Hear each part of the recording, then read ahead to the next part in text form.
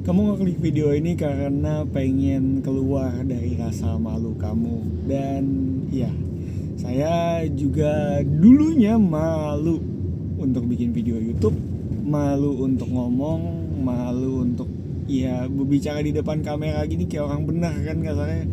Banyak orang yang ngatain, ah gila lu ngomong depan kamera. Tapi ya sekarang udah normalnya kita ngomong tuh di depan kamera. Sejak Covid juga sebenarnya udah mulai normal ya. Cuma masih banyak orang yang, salah satunya saya, yang masih nggak bisa, apa namanya, nggak bisa keluar dari rasa malu yang sebenarnya rasa malu itu nggak ada. Yang kita alami itu sebenarnya bukanlah rasa malu, tapi yang kita alamin adalah kecemasan. Kita khawatir, kita cemas sama apa yang orang lain akan pikirkan tentang kita. Saking takutnya kita gugup, saking takutnya kita nggak bikin-bikin apapun yang kita mau kerjakan, dan kita nggak pengen muncul atau melakukan presentasi di depan orang. Padahal kalau kita sadar, kalau nih misalnya kita ketemu, saya di umur 30 nih, saya ketemu teman SD saya, terus saya nanya gitu, pas kecil kamu inget gak kalau si A pernah berak di celana misalnya, atau saya pernah ketinggalan PR-nya terus dihukum 1 harian di kelas. Ya mereka juga nggak ada yang inget gitu, nggak ada yang peduli juga, kecuali saya membawa itu juga gitu ceritanya. Dan kadang ketakutan kita, rasa malu kita, hal-hal yang menghalangi kita ini sebenarnya cuma ada karena kitanya aja yang rasanya seperti itu. Padahal setelah saya udah bikin video YouTube dan TikTok, dulu saya sempat TikTok dulu awalnya 3 bulanan, terus habis itu bikin video YouTube sekarang selama 5 bulan. Ya, satu hal sih yang saya bisa kasih tahu ke kalian juga, bahwa gak ada yang peduli. Gak ada yang peduli. Cuma kayak, oh lu bikin video, oh lu bikin YouTube, oh oke, tentang apa? Asuransi. Oh, that's it, that's all. Mereka nggak nonton, mereka nggak ngatain, mereka nggak ngeledekin juga. Mungkin ada ya teman-teman yang diledekin atau dibully di sekolah, tapi saya sendiri nggak ngalamin gitu. Jadi ya, semakin tua nanti kalian juga akan ngerasa bahwa rasa malu ini justru yang bikin kita nggak sukses-sukses gitu. Kita semua tahu pepatah malu bertanya sesat di jalan.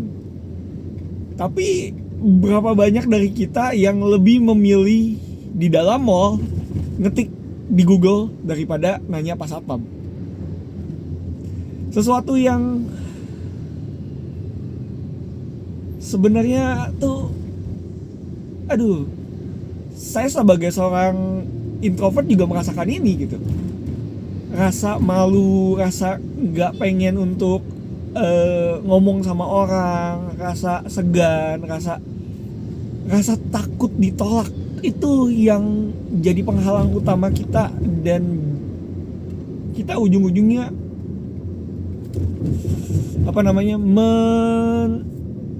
menutupi itu sebagai rasa malu gitu.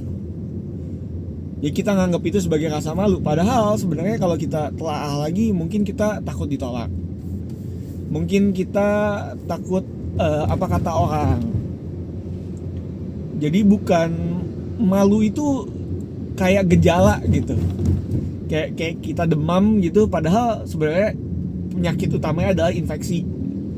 Tapi kita fokusnya sama gejalanya doang. Oh, harus minum obat penurun panas gitu biar nggak demam lagi. Padahal selama infeksinya masih tetap ada, ya tetap akan balik lagi panasnya gitu. Karena masalahnya belum terselesaikan. Dan kalau kalian pengen keluar dari rasa malu itu, ada 3 tips saya. Pertama, sadar bahwa semua orang gak ada yang peduli. Itu yang pertama.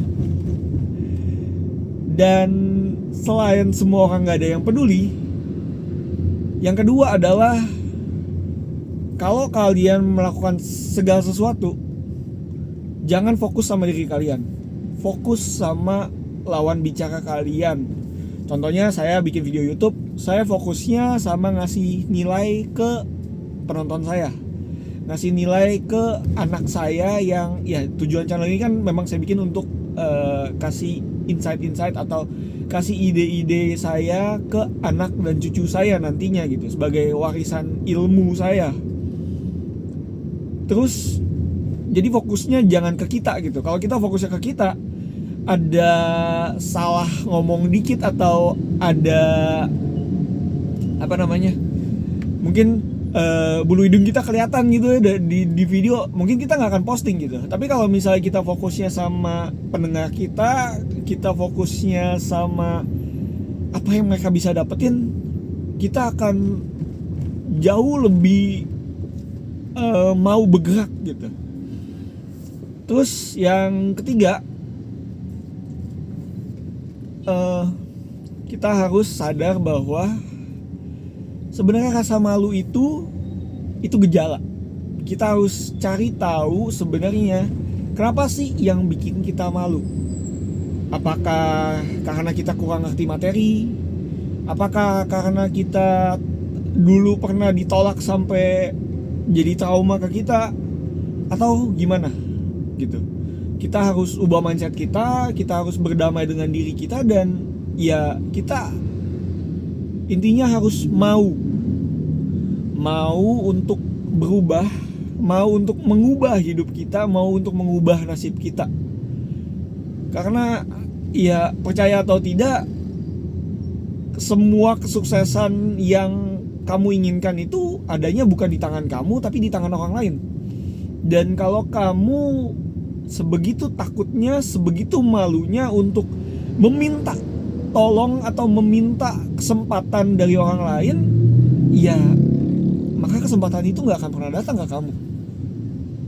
Contohnya kalau kamu pengen dapetin uang banyak gitu, kalau kita sadar semua uang di dunia itu adanya di dompet orang gitu.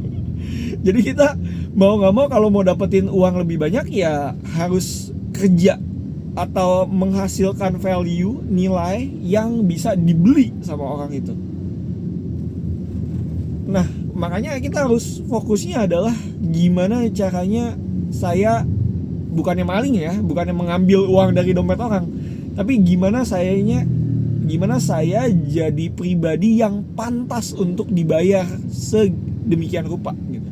Gimana saya jadi pribadi yang punya nilai yang tinggi sampai setiap perkataan saya, setiap produk saya itu bisa berharga dan laris di pasaran. Ya, ini salah satu contoh aja ya. Kalau mau ngomongin soal sales dan segala macamnya itu topik for another day lagi. Yang penting intinya satu sih.